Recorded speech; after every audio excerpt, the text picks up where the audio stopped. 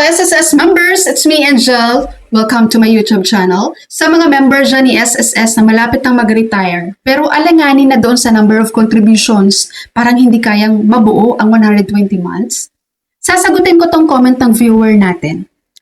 Si Ma'am Marivic, so itago ko lang kanyang last name, sabi niya, "Good eve po, ask ko lang po, di po ba qualified magkapensyon ang less than 120 months ang hulog?" Okay, sa SSS po, meron tayong two types of retirement claim. Lump sum, one-time cash payment, at monthly pension sa SSS. Unahin po natin itong lump sum na one-time cash payment. Ito po ay para po sa mga member ni SSS na umabot na sa kanilang retirement age, pero hindi pa po nila nabuo. Hindi nila nabuo ang 120 months na contributions. Kapag ganun po, hindi po kayo qualified na maging pensioner ni SSS. Hindi po kayo qualified sa monthly pension. Dahil hindi nyo po nabuo ang minimum, ang pinakamababa lang na requirements ni SSS na 120 months para sana kayo ay magka-monthly pension sa SSS. Kaya sa mga hindi po dyan umabot ng 120 months na contribution sa SSS, meron po kayong option. Yun po ay ang lump sum na one-time cash payment. Pero paalala ko lang po sa inyo guys ha, sa mga malapit na pong mag-retire, no? Malapit na sa ating retirement age na 60 years old and above. Kapag hindi nyo nabuo guys ang 120 months na contributions nyo, pero gustong-gusto nyo talaga maging pensyonado ni SSS. Gusto nyo buwan-buwan habang buhay pa kayo, may matatanggap kayong monthly sa SSS.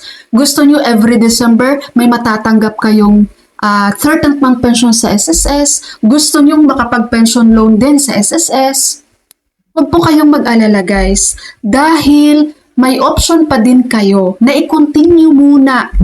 Ituloy ang inyong contribution sa SSS. Ituloy ang inyong hulog kahit pa ilang taon ka na. No? Kung gusto mo lang mabuo ang 120 months na contributions. Halimbawa, 68 years old ka na tapos meron ka lang 90 months na contributions pero gusto mo talaga maging pensionado. So, pwede mo po yan i-continue ng contributions, guys, hanggang sa mabuo mo ang 120 months. Okay, and then dito naman sa monthly pension, kung umabot po kayo ng 120 months na contributions sa SSS, ang retirement claim na makukuha po ninyo ay monthly pension. Magiging pensionado kayo ni SSS. Ito pong monthly pension sa SSS ay lifetime po ito. Habang buhay ka pa, makakatanggap ka ng iyong monthly pension. Kahit pa ikaw ay 100 years old na, matatanggap mo pa rin ang iyong monthly pension sa SSS. Gusto ko lang din i-emphasize sa inyo guys ha, itong 120 months na contributions. Hindi po ito ang goal natin ha, na maka 120 months lang tayo. Siyempre, mas maraming contributions, mas malaking contributions, mas mataas ang iyong monthly pension. So, wag lang po tayo mag-focus na hanggang 120 months lang tayo. Hanggat kaya nating mag-contribute ng marami sa SSS, gawin po natin yon para kapag mag-pension na tayo sa SSS guys, mataas, malaki ang ating monthly pension na matatanggap. Lagi niyo pong tatandaan pagdating po sa monthly pension natin na computation. Dalawang bagay po yun. Kung gaano karami ang iyong contributions, karami ha. So, ibig sabihin, kapag over ka sa 120 months contributions, maganda yun. At kung gaano kalaki ang iyong contributions. So, dalawa yung nababasihan na computation sa iyong monthly pension. Kaya sa mga nag-i-excess dito guys, nag-over doon sa 120 months of contributions, huwag kayong mag-alala. Ang swerte nyo nga kapag nagawa nyo yan.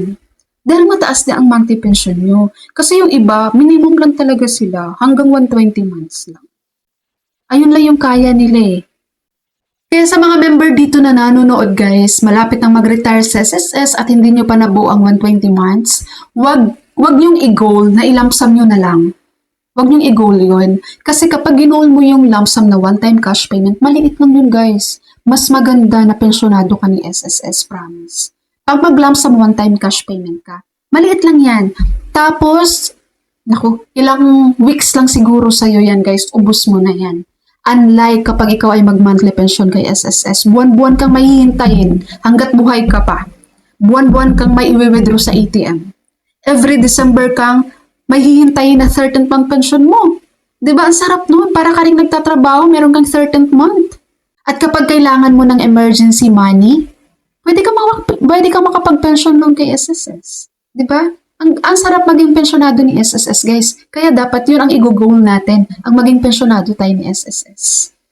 Alright, SSS members, bago ko po end ang ating video today, meron lang po ako mga products na gusto ko pong i-recommend sa inyo and I hope po na i-try nyo rin. Ito pong pabango natin ng Sweet Night sa panlalaki at pambabae. Promise guys, ang bango nito. Subukan nyo. Ang tagal-tagal mawala.